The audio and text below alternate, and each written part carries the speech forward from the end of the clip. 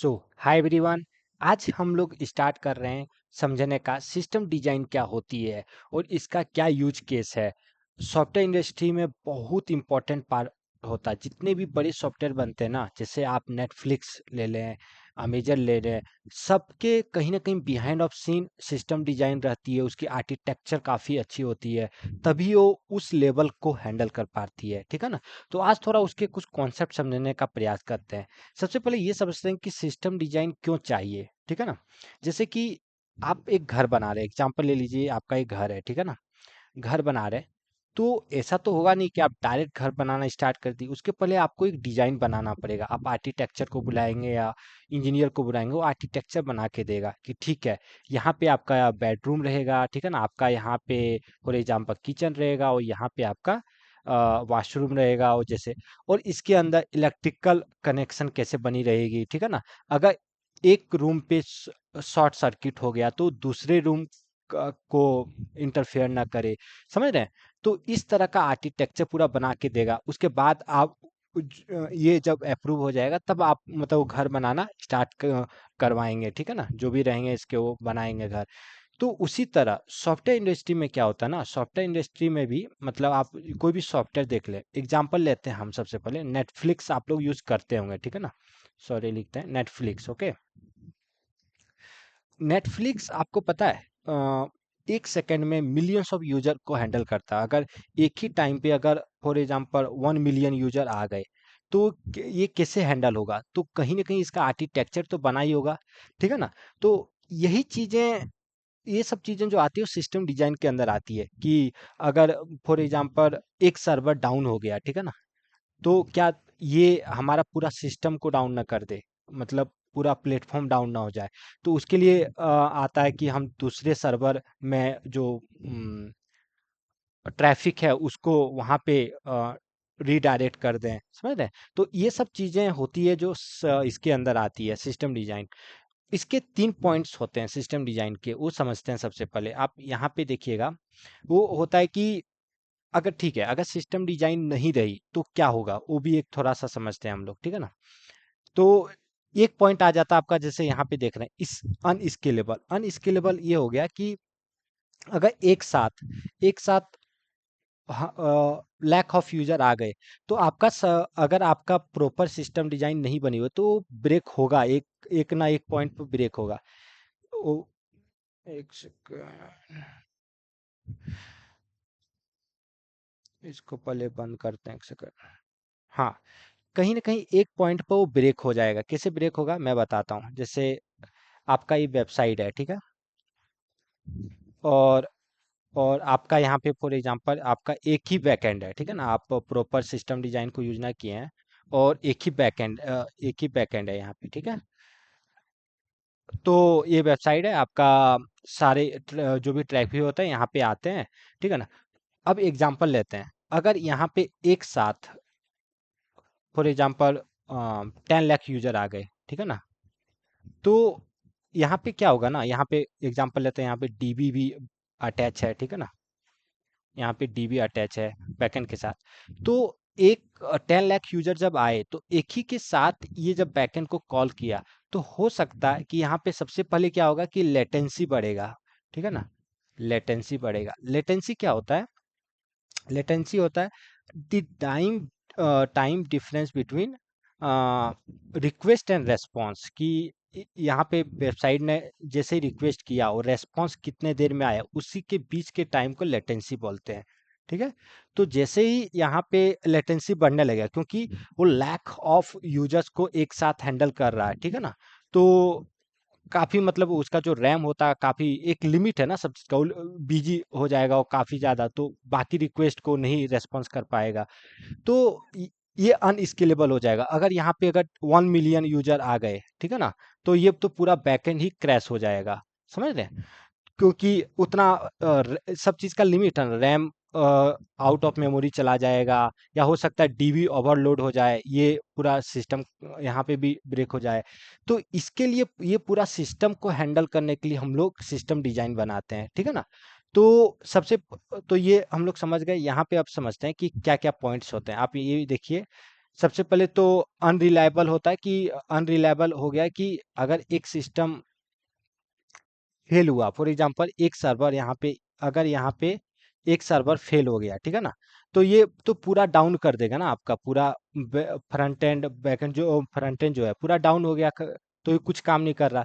लेकिन रिलायबल बनाने के लिए क्या किया हम कि तीन चार और सर्वर बनाए हुए हैं। अगर एक डाउन हुआ तो दूसरा तो काम कर ही रहा ना, अगर दूसरा डाउन हुआ तो तीसरा काम कर ही रहा। तो ये रिलायबिलिटी का काम करता है, समझ रहे हैं?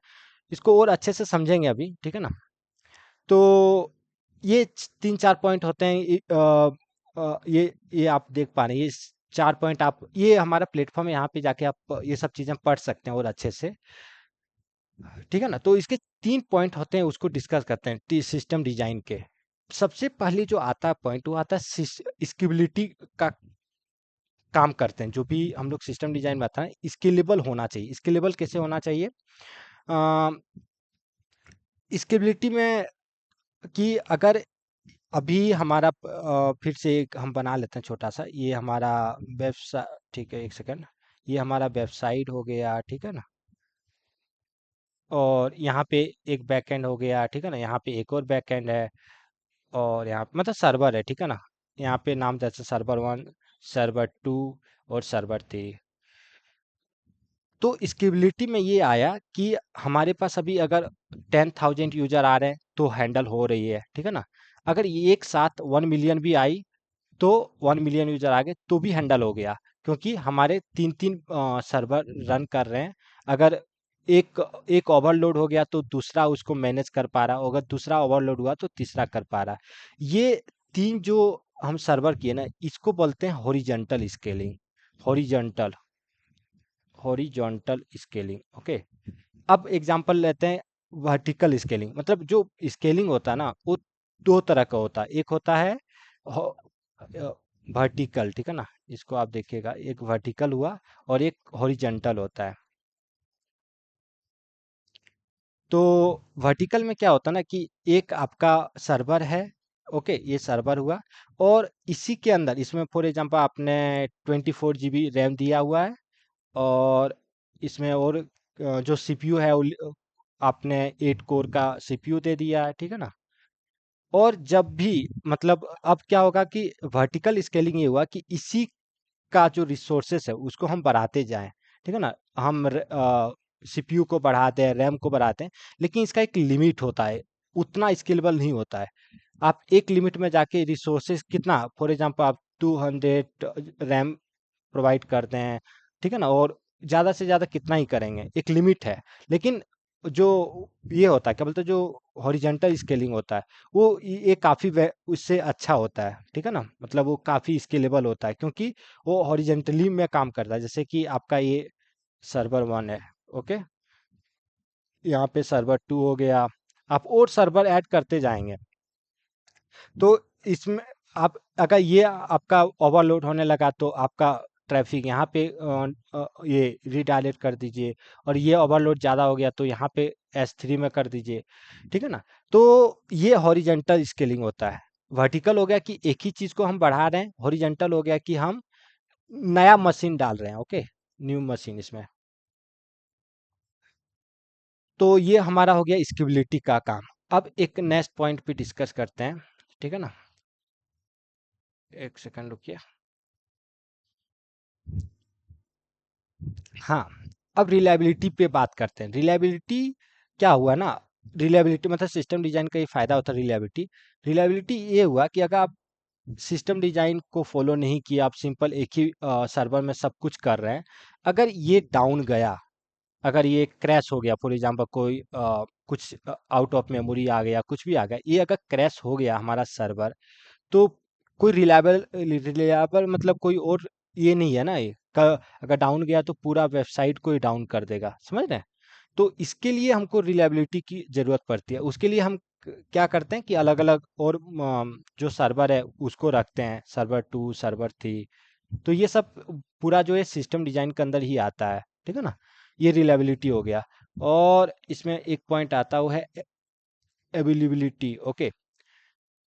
ये इसका मतलब क्या होता है ना कि अगर आप आपका सिस्टम अगर आपका सिस्टम अगर 99.99% अवेलेबल है होल ईयर, स्टिल मतलब कुछ आप काउंट करेंगे जो उसमें से 24 आवर्स अराउंड स्टिल मतलब वो डाउन रहता है। एबिलिटी मतलब वही हो गया कि आपका सिस्टम अवेलेबल होना चाहिए एट एनी पॉइंट। तो वही आ गया कि इसके लिए हम लोग डिजाइन करते हैं उस लेवल का सिस्टम डिजाइन कि इसमें हम बताते हैं। एक सेकंड रुकिए। उसके लिए ये सब हम लोग यूज करते हैं, जैसे ये लोड बैलेंसर आप देख पा रहे हैं यहाँ पे। तो ये लोड बैलेंसर वही सब काम करता है कि हम अगर एक सिस्टम ज़्यादा ओवर मतलब ओवरलोड हो गया तो दूसरे सिस्टम को भेजे हो, ठीक है ना। अगर ये दूसरा ओवरलोड हुआ तो तीसरे को भेजे, और कोई ना कोई सिस्टम अवेलेबल होना चाहिए, समझ रहे। तो ये ओवरऑल आर्किटेक्चर ही मतलब सिस्टम डिजाइन के अंदर आ जाता है। ओके, तो ठीक है।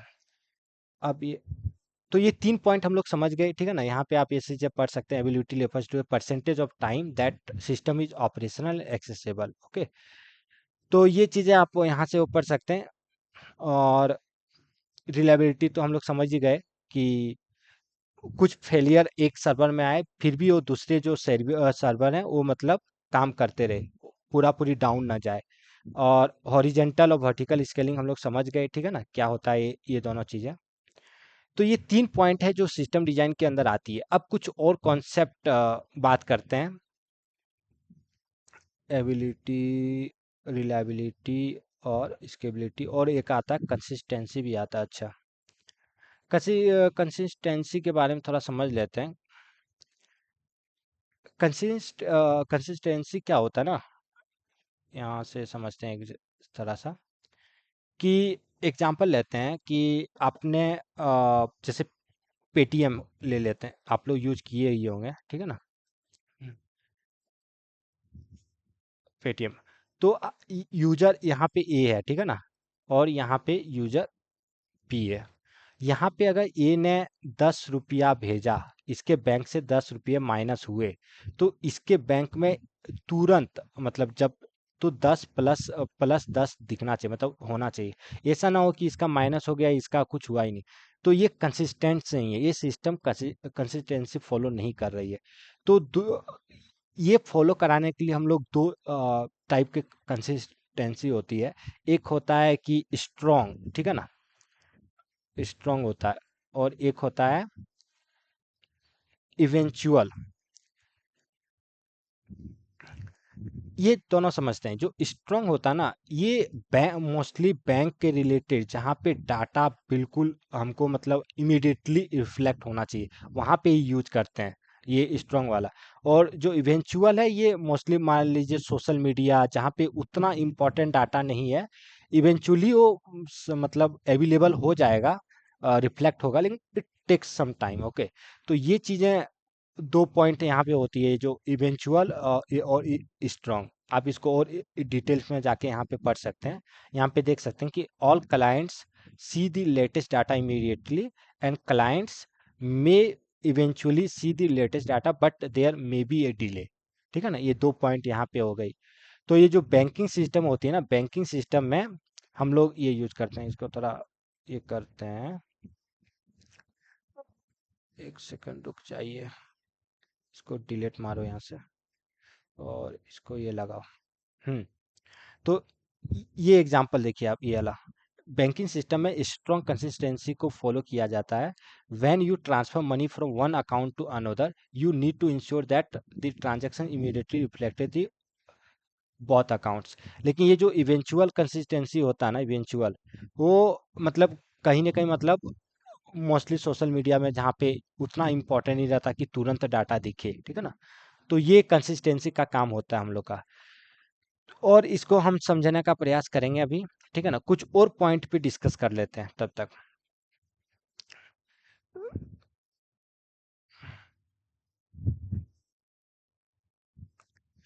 ठीक है, अब यहाँ पे कुछ कुछ चीज़ें हैं, उसको डिस्कस करते हैं।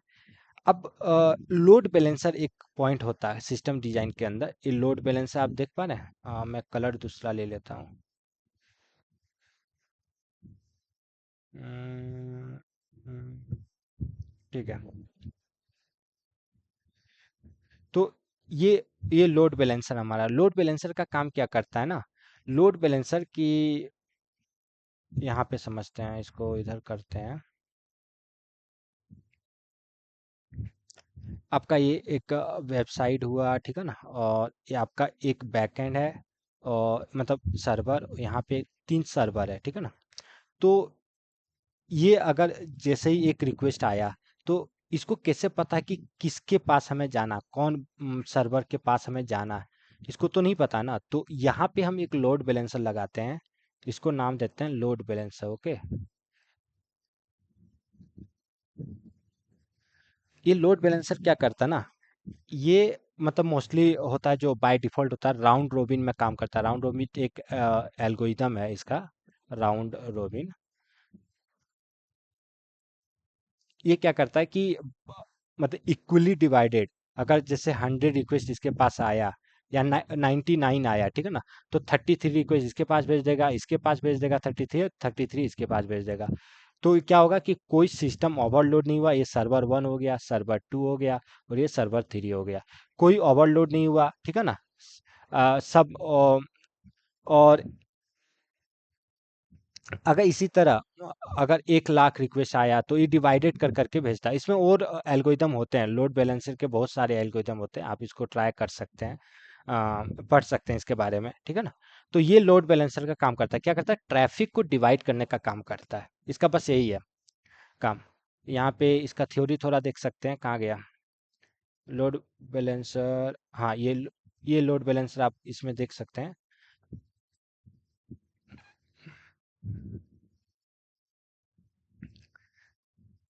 Load balancing distributes incoming traffics across, ये काफी ज्यादा ये हो गया इसको, ठीक है, server to prevent any single server from becoming overloaded, and this improves the performance, ability and scalability। Algorithms में काफ़ी यूज होते हैं, जैसे मैंने आपको बताया राउंड रोबिन एक एल्गोरिदम होता है, लिस्ट कनेक्शन एक होता है, ठीक है ना, वेटेड राउंड रोबिन। तो जैसे ये वेटेड हो गया कि हमको कोई सर्वर 1 को ही 60% ऑफ ट्रैफिक देना है, तो ये वेटेड राउंड रोबिन काम करता है। लिस्ट कनेक्शन हो गए कि जो जिसमें अभी सबसे कम सर्व हो रही है, फॉर एग्जांपल इसमें सबसे अभी कम ट्रैफिक है S1 में, तो इसमें ज़्यादा भेजो, इस तरह का काम होता है यहाँ पे, ठीक है ना। और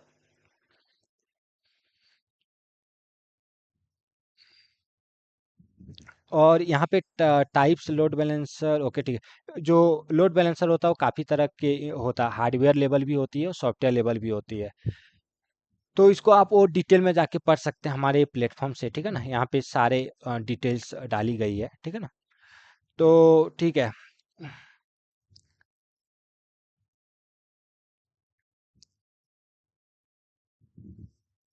और कुछ कुछ पॉइंट समझते हैं इसमें।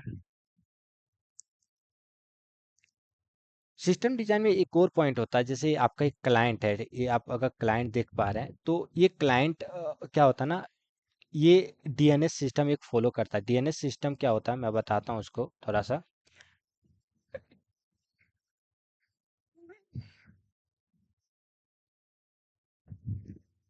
डीएनएस का फुल फॉर्म होता है डोमेन नेम सिस्टम, मैं यहाँ लिख देता हूँ, डोमेन नेम सिस्टम।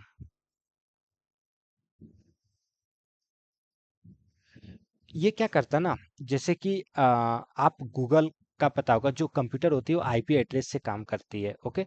तो ये यहाँ पे समझते हैं, जो हम लोग जैसे गूगल में गए, गूगल ऐसे एक्चुअल में हम लोग नाम, उसको नाम दिया गया, एक्चुअल उसका जो कनेक्ट, उसके जो कंप्यूटर से उसको जो कनेक्ट है वो आईपी एड्रेस से काम कर, जैसे फॉर एग्जांपल 192.68 कुछ 2 या 7, इस तरह का आईपी एड्रेस होता है कंप्यूटर का, उसके सर्वर का। इसको हम लोग कनेक्ट करते हैं, बट इसको नाम दे दिए हैं, क्या दिए, google.com, ठीक है ना। तो ये जब हम लोग google.com लिखते हैं ना, एक्चुअली एक मतलब रिक्वेस्ट को यहीं पे फॉरवर्ड करता है, मतलब ठीक है ना। तो इसी ये जो काम करता है, इसको नाम बोलते हैं डीएनएस, ठीक है ना, डोमेन नेम सिस्टम। तो ये डीएनएस हो गया एक पॉइंट। आप तो आप आजकल जितना भी देखें ना, सब मतलब डीएनएस हर जगह फॉलो होता है। और सीडीएन के बारे में थोड़ा डिस्कस कर सकते हैं।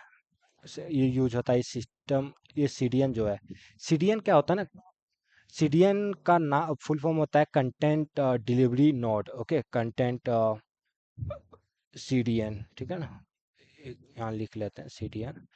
तो सीडीएन का काम है कि जैसे कि हम लोग कोई भी इमेज है या वीडियोज है, ठीक है ना, इसको हम सीडीएन के अंदर स्टोर करते हैं। ऐसे ही हम लोग डायरेक्ट स्टोर नहीं करेंगे, मतलब अगर हम डायरेक्ट डीबी में स्टोर करेंगे ना तो काफ़ी टाइम लेगा और ओवरलोड भी हो सकता है। सीडीएन होती है मतलब आप जैसे फेसबुक चला रहे हैं ना, अभी कोई भी आप फेसबुक चला रहे हैं फॉर एग्जांपल, और आपने कोई भी इमेज अपलोड किया तो वो सीडीएन में जाके स्टोर होती है। सीडीएन, ये सीडीएन कहाँ होती है, बहुत नियर बाय लोकेशन में होती है। जैसे आप इंडिया में चला रहे हैं, आप अगर बेंगलोर में हैं फॉर एग्जांपल, तो बेंगलोर के आसपास ही कहीं इसके सीडीएन होगी, या जहाँ पे भी, और वहाँ पे स्टोर होगी। तो ये क्या होता है कि लोड करने मतलब अपलोड करने और लोड करने में काफ़ी फास्ट होता है सीडीएन।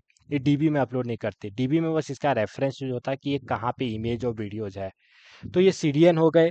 तो ये सब अभी कॉन्सेप्ट हम लोग समझे हैं। धीरे धीरे और वीडियोस बनाएंगे तो उसमें पूरा पूरी समझेंगे कि सिस्टम डिजाइन के बारे में, इसको और थोड़ा कोशिश करेंगे, मैसेज क्यू ये सब देखेंगे, ठीक है ना। So so thank you guys for watching this video. ये हमारा प्लेटफॉर्म है, मैं इसका लिंक दे दूंगा, आप इसमें जाके पूरा सिस्टम डिजाइन को पढ़ सकते हैं। सारे आर्टिकल्स कॉन्सेप्ट इसमें डाले हुए हैं मैंने। आप प्रॉपर प्रोग्रेस ट्रैकिंग्स में लगा हुआ है, आप इसको भी देख सकते हैं। जितने चीज़ें आप पढ़ सकते हैं, क्विजेस ले सकते हैं, लोड बैलेंसिंग अभी जो डिस्कस कर रहे थे उसके बारे में पढ़ सकते हैं, ठीक है ना। So thank you guys for watching this videos, bye.